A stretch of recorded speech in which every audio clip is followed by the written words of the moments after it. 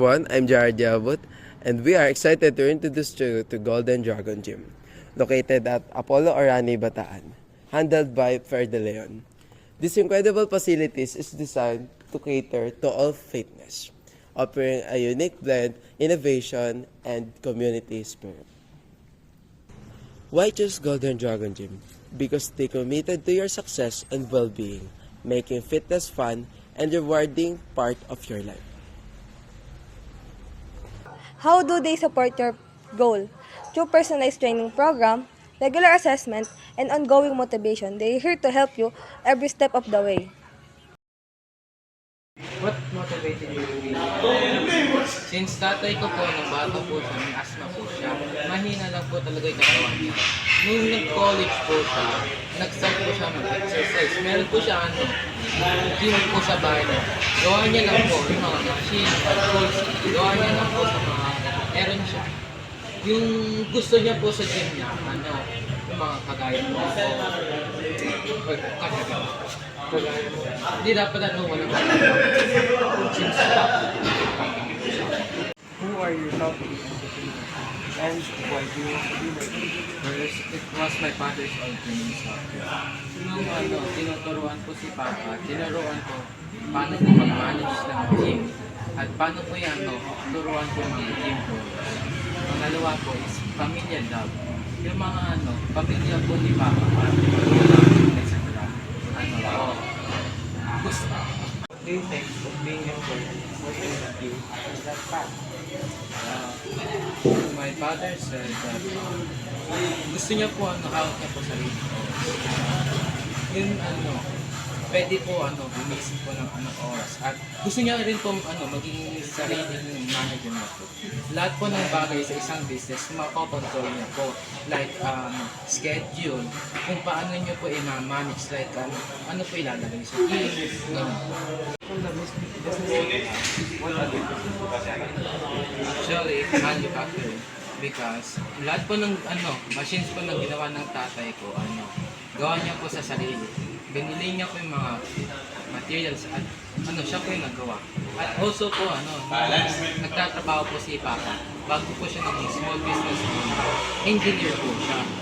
Kaya meron po siya background sa paggagawa ng mga machines and tools. So, aside ba dito sa gym na to, meron ba kayong businesses business na pinag-aakit? Dati po sa Samar, meron po kami funeral service. Pero What do you think are the characteristics and competencies that made you successful? nakita po ng tatay ko na nung bata pa lang po siya na may chance po na maging malaki po yung in business. At naging totoo naman po. At isang skill po ng tatay ko or characteristics is friendly po. Hands-on po siya magturo at ginagawa niya po lahat ng bagay. At like the machines and tools po. So, sa tingin mo, paano yung nagawa ko ng itong gym na to? Ano yung naging dahilan kung bakit ka naisip ng business? Sa hagda po, kagaya po ng sa mahina lang po kasi talaga siya. Masakitin. How do you differentiate your business from competitors in your local? Handmade po lahat ng machines po namin at ginagawa lang po sa bahay namin. Lahat po ng material, binibili at siya po yung mag-appreciate at iniisip kung paano po magawa. Pangalawa po is hands-on po talaga lahat ng turo. Tuturuan ka na hands-on, andyan po talaga yung business partner. At siya po rin yung nagmamanage. Siya rin po yung manonood. Kung just in case na may aksidente, kung sakali lang, nangyari. Ayun. So, sa tingin niyo, malaki na rin ba nakikita niyo dito sa business? Opo. Matagal na po kami in business.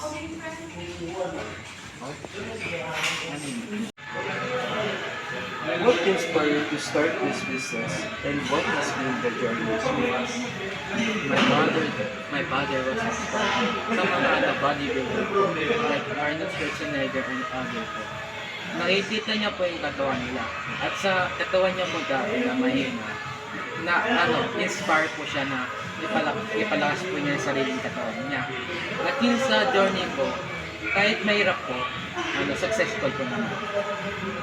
Sa tingin mo, ano-ano pa ang mga mahihirap na pinagdaanan ng business? Ano po, sa COVID po, nung nagkaroon po ng pandemic, halos wala po talaga, wala po nakakapunta or nakakapunta. As well after COVID po, since pandemic po, wala po masyado sanay po mag-exercise or gusto po pumunta sa outside na locations. What advice would you give to someone looking to start their own business or their own gym? First po, maghanap po kayo kung saan po kayo mayroong skills para mas madalian po kayo mag-construct po ng small business. Pangalawa po, interest. Interest po. Kung saan po kayo interest, kung po kayo maghanap or maggawa. Yun o. 1, 2, 3, go. How much do you know? My father said that he loves his job very much. Firstly, because he can track the progress of the team goals. Masaya po siya kung nakikita niya po like 2 years ago, pero po nag-team. At hanggang ngayon po, tinutuloy niya po. Nakikita niya po yung progress niya. Pangalawa po, nakaka-form po ng connection. Yung connection po ng nagtuturo, syempre makakaroon po ng on sa friendship. At ayun po, ayun na po.